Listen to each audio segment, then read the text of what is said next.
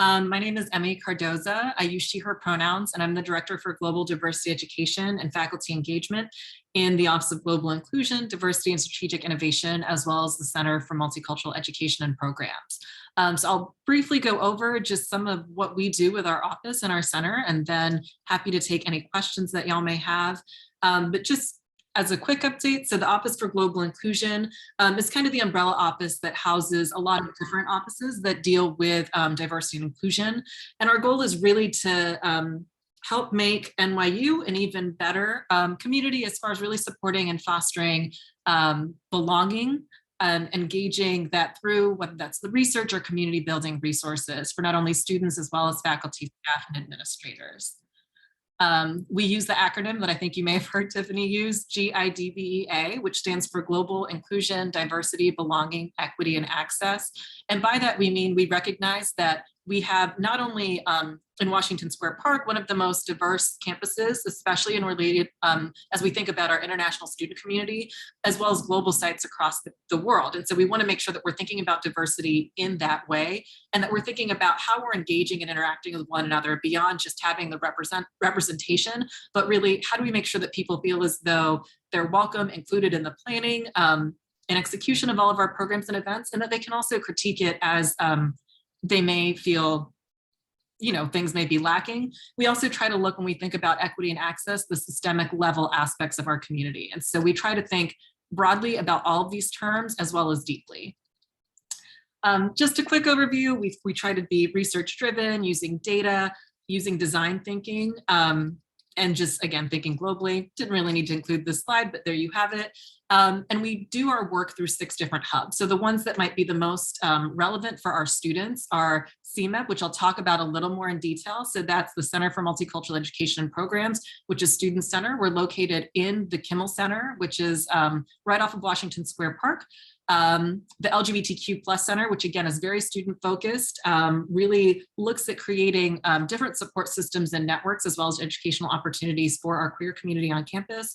And then our newest area, disability inclusive culture, which really looks at how do we move beyond compliance and really think about being proactively inclusive for people of different ability levels and who experience different types of disabilities.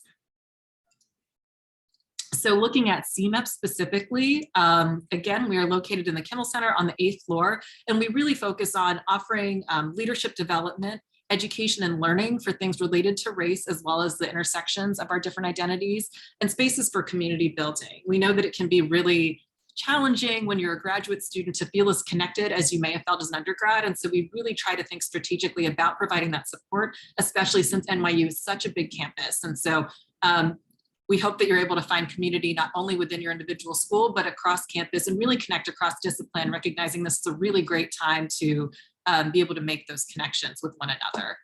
Some of the things that we offer, we do have a very beautiful lounge space on the 8th floor of the Kimmel Center that doesn't need to be reserved. People can just come, study, connect with one another, and really just be able to relax, hopefully not in a space where you're surrounded by a lot of books like the library, unless that's supportive for you to study, in which case there are libraries all across campus, but really having that lounge space to build community.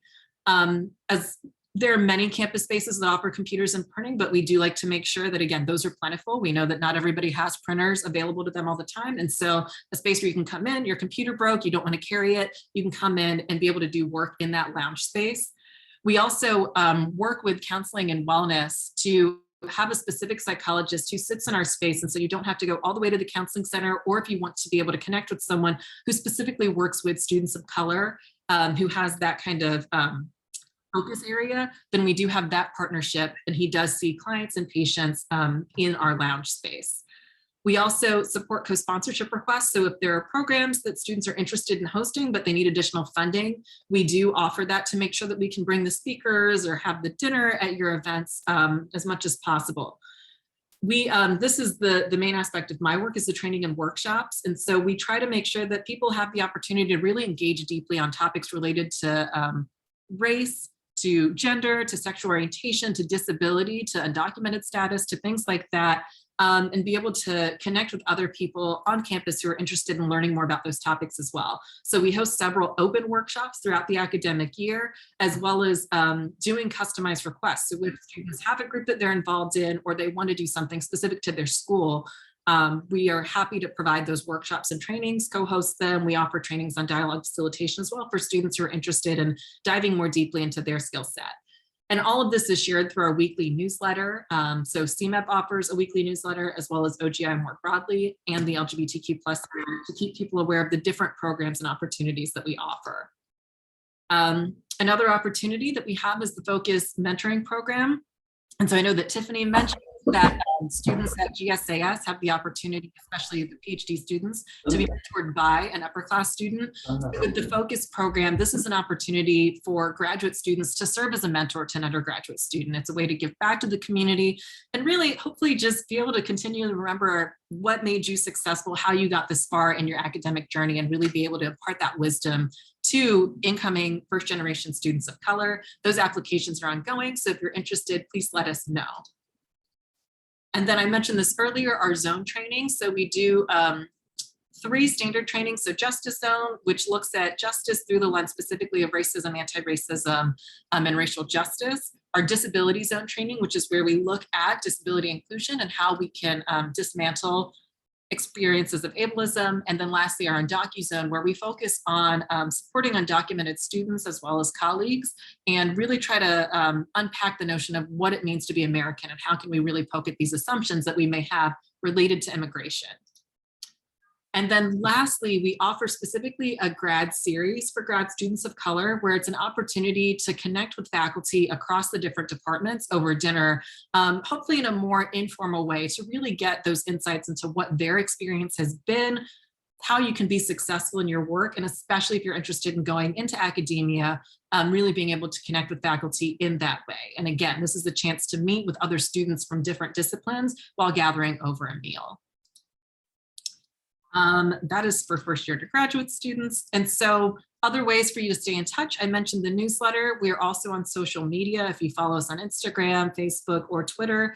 And then you can email us at any time if you have specific questions about what your experience might be on campus. We work with different admissions units across campus to be able to help connect people with students if they have questions about what that student experience is. So you can always feel free to reach out to us. And we do hire graduate students to work with our office as well in a lot of different areas. So not just in programming and the things like event setup, but we have some student positions that are focused specifically on communications or on some of the more strategic aspects of project planning in our office. And so again, if you have any questions, you can email any of these 3 email addresses to reach our offices, and we'd be happy to share that with you.